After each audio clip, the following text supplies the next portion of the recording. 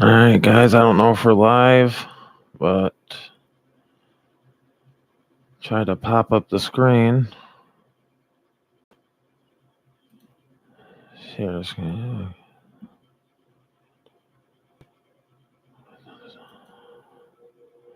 Alrighty, here we go.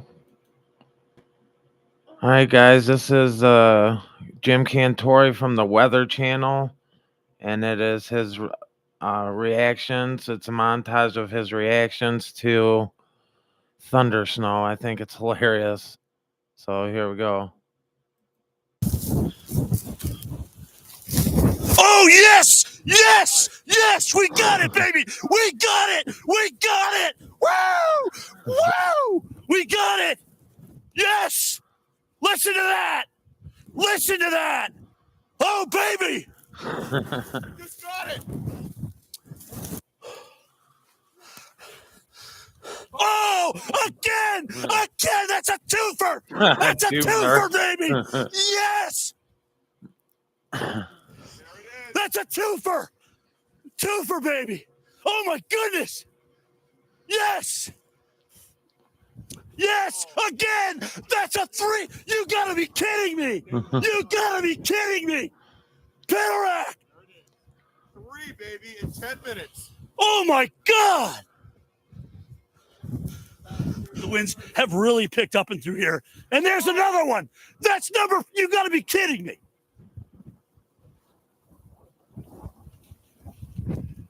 This is absolutely... Wow.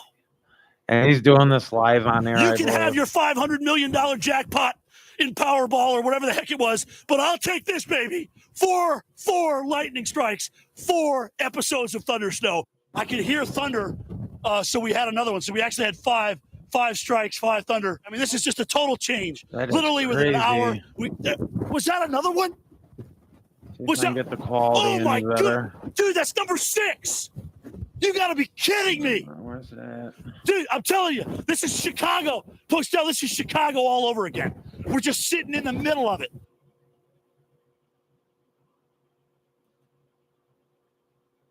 I don't think I can get the quality any better. Anyways, it's almost over. He has all kinds of crazy videos. I'm going to see if I can find another one for y'all. That was quicker than I thought. Again, let's check Winter of 78, Buried in America. Let's check that out. I think that's what we're going through right now.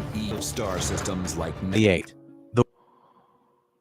Topping the charts with Stayin' Alive, a title that would take on a grim irony in just a few days. It was an era of heavy steel cars, rear-wheel drive, and no traction control. There were no cell phones to check the radar, no 24-hour weather apps to scream warnings in your pocket. You had the morning paper, the AM radio, and the gray sky above you. It started as a Monday like any other, February 6th, in the Ohio Valley and across New England. The alarm clocks rang in the dark. The coffee brewed in percolators. Millions of Americans buttoned up their wool coats, scraped the frost off their windshields, and headed out. The forecast called for snow, typical for February, but nobody, not the weather, and certainly not the commuters merging onto the interstates, knew what was actually coming. They didn't know that 2 massive, historic weather systems collision point. One was a cold, dry Arctic blast diving down from a hammer made of ice. The other was a warm, wet moisture plume surging up from the Gulf of Mexico. They were destined to meet over the Ohio Valley and explode into a meteorological bomb. The barometric pressure was about to crash to levels usually hurricanes. By evening, the world they knew, the street signs, the fences, the familiar roads home, would be gone. The enemy wasn't a foreign army. It was the wind. It was the ice. And for the next week, America would be under siege by the White Hurricane. The storm did announce itself with a roar. It began with a lie. In many places, the morning of February 6th for the movement. started with rain. My sister's here. It was a cold, miserable drizzle that lulled people into a false sense of security. Rain meant it was warm enough. Rain meant roads were wet, not slick. It felt manageable. It felt routine.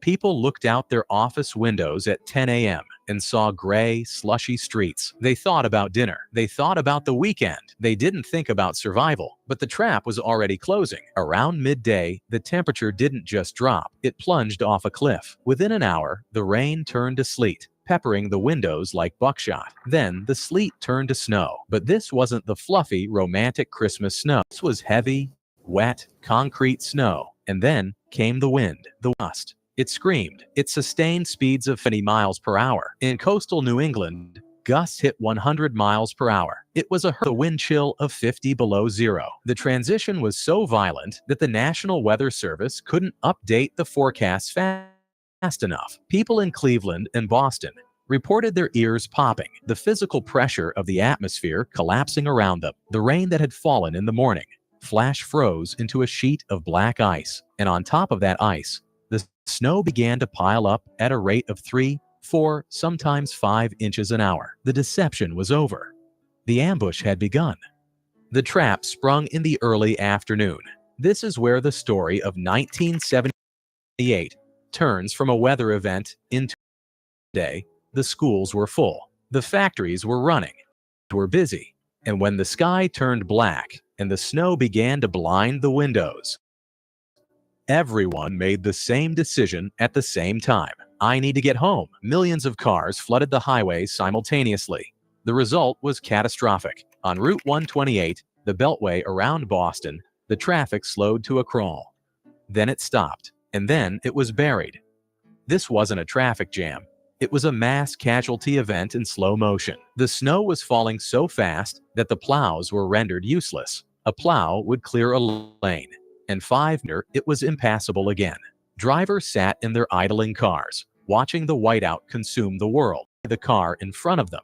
They couldn't see the guardrails. All they could hear was the wind howling like a jet engine, the gravel-like sound of ice pelting the metal of their doors. Minutes turned into hours. The gas gauges began to drop. The heat began to fade. The snow crept up the tires, reaching the hubcaps, then the door handles. It sealed the cars in. Thousands of motorists realized with dawning horror that they were not going home. They were trapped in a frozen tomb of steel and glass. On I-75 in Ohio, the scene was apocalyptic. The wind used the open highway as a runway. Semi-trucks, massive 18-wheelers weighing tons, were tossed aside like toys. They jackknifed across all lanes, forming walls of metal that completely blocked the escape routes. The drifts began to build against these trucks, rising 10, 15, 20 feet high. Inside the cars, the psychological toll was immense. There was no Google Maps to show a red line of traffic. There was no Twitter to see if help was coming. There was only the static of the AM radio, where panic-stricken voices tried to make sense of the chaos. People had to make a life or death choice. Do you stay in the car? It offered shelter from the wind, but as the snow buried the exhaust pipes, the silent killer, carbon monoxide, began to seep into the cabins. People simply fell asleep and never woke up. Or do you walk? Do you open the door, step out into a whiteout where you can't see your hand in front of your face, and try to find shelter? Many chose to walk. They tethered themselves together with scarves and jumper cables, forming human chains, stumbling blindly toward the faint, hazy glow of house lights in the distance. They abandoned their who lived near the highways, became accidental heroes. They saw the headlights disappearing into the drifts and opened their doors. Strangers took in dozens of refugees. Living room floors became triage centers. People were pulled from their cars, frostbitten and terrified, and given coffee and blankets by people they had never met.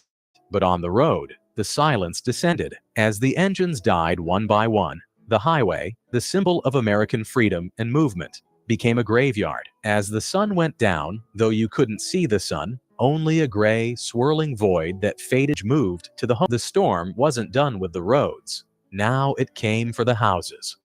The casualty, battered by hurricane-force winds and by inches of heavy ice, the lines snapped. Transformers exploded in blue-green flashes that lit up the blinding snow for a split second before plunging entire counties into darkness. In 1978, houses weren't insulated like they are today. We didn't have triple-pane windows or high-efficiency furnace died, the cold didn't knock, It kicked the door down. Inside, temperature began to drop. 60 degrees, 50 degrees, 40. You could see your breath in the bedroom. Water pipes burst in the walls, sounding like gunshots, flooding basements that then froze solid, cracking the foundations. Families retreated. They abandoned the bedrooms and the upper floors. They huddled in a single room, usually the kitchen or the living room with a fireplace. They hung blankets over the doorways to trap what little heat they had.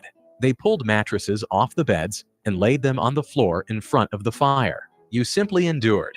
There was no choice but to survive. The food supply became a sudden of stores were closed. The roads were gone. You had what was in your pantry. It became a war of attrition. Families opened cans of Campbell's soup and heated them on top of wood stoves. They ate cold beans. They raided the freezer, realizing that the food inside was now warmer than the air outside. And the noise. The noise was relentless. The wind didn't stop for days. It battered the siding. It shook the shingles. It sounded like a freight train was parked on the roof. The house groaned under the weight of the snow. For those 3 days, the isolation was total. You couldn't open your front door, not because it was, but because a 10-foot drift of snow was packed against it like you were sealed in. People had to crawl out of second-story windows just to check the vents or to see if the world was still there. The radio became the lifeline. In the darkness, huddled under piles of quilts, families listened to the local DJs who stayed on the air for 24, 48, 72 hours straight. They read lists of open shelters. They took calls from people trapped in their homes. They became the voice of the storm, the only proof that civilization hadn't completely ended. But inside that struggle, there was a divide, a stark difference in perspective. For the adults, the blizzard of '78 was a catastrophe. It was a battle for heat, for oil, for food. It was the fear of the roof collapsing. It was the anxiety of a paycheck missed. It was the terror of not knowing if the car abandoned on the highway was crushed or stolen. But for the kids, it was Narnia. It was absolute magic. School was canceled, not just for a snow day, sometimes two. The snowdrifts weren't obstacles. They were architecture. The wind had sculpted the snow into hard-packed waves that you could walk on without sinking. Kids didn't see the danger. They saw opportunity. They put on their snowsuits, those one-piece nylon suits that made a swish-swish sound when you walked, and they climbed out the windows. They sledded off the roofs of their garages because the snow was piled so high, it created a perfect ramp. They dug tunnels, systems through the front yards. They created where the wind couldn't reach them, lit by the ethereal blue light, filtering snowpack. To a 10-year-old in 1978, the blizzard wasn't a disaster. It was the greatest adventure of their lives. They walked to the local convenience, pulling sleds behind them, on a mission to get milk or bread for their parents. They walked down the middle of main streets that were usually filled with traffic, now silent canyons of white. They ruled the world. The adults were paralyzed by the snow. Kids were liberated by it. They didn't see the fear in their parents' eyes as the woodpile dwindled. They only saw a world transformed into a playground of ice. By the third day, the reality of the situation forced a different kind of response. The local police and fire departments were overwhelmed. Their cruisers were buried. Their engines were frozen. The mayors and governors realized they had lost the cavalry. The National Guard was mobilized. This deployment to fight a riot or a war. It was a deployment to fight the drifts. It was a surreal sight. In suburban neighborhoods of Boston and Cleveland, personnel carriers rolled down the streets. The rumble of their trucks shook the frozen ground. They were the only vehicles capable of crushing the snow. They weren't looking for insurgents. They were delivering bread.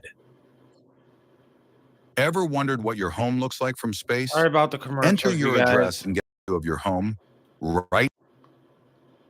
Soldiers in full winter gear rode on the backs of trucks, handing out gallons of milk and medicine to elderly people trapped in their homes. Helicopters landed in high school football fields to evacuate heart attack victims. It was called Operation Snowdrop in some places, a full-scale military mission to save civilians from their own weather.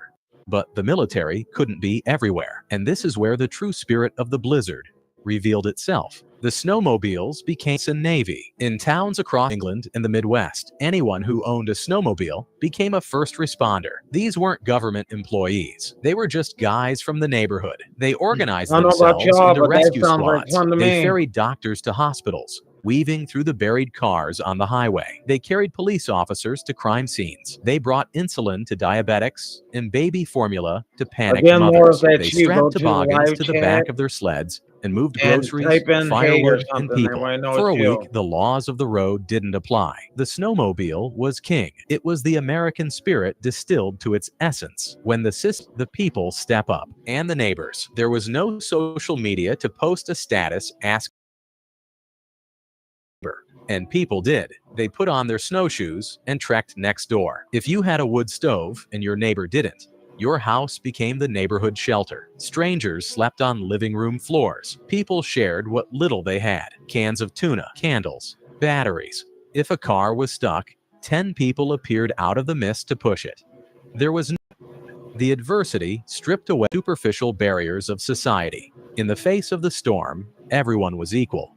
Everyone was cold, and everyone needed each other. When the storm finally broke and the low-pressure system moved out to sea, the sun came out. It glared off the blinding white landscape with an intensity that hurt the eyes. The silence was broken by the sound of shovels. The cleanup began.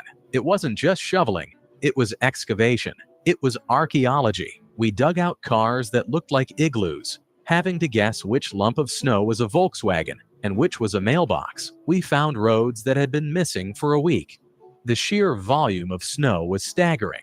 27 inches in Boston, nearly 40 in parts of Rhode Island. But the drifts made those numbers meaningless. Drifts reached the traffic lights. Drifts buried the first floor of houses. And as the snow was cleared, the tragedy was revealed. These were found in the cars on the Massachusetts and Rhode Island alone. The economy had paralyzed.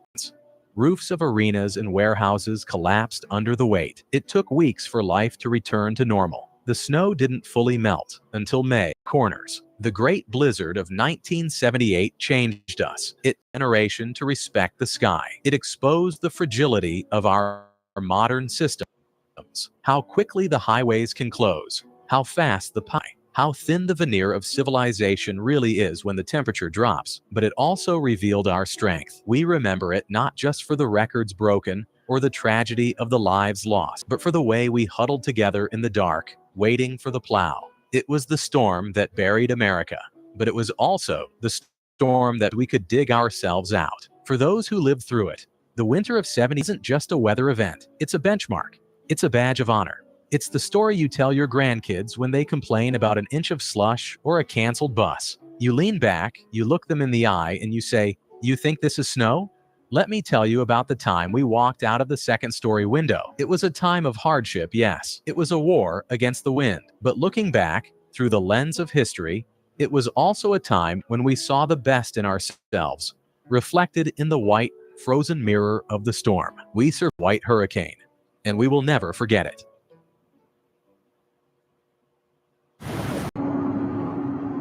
Alright, guys. That'll be the. Thank y'all for watching. Really did it.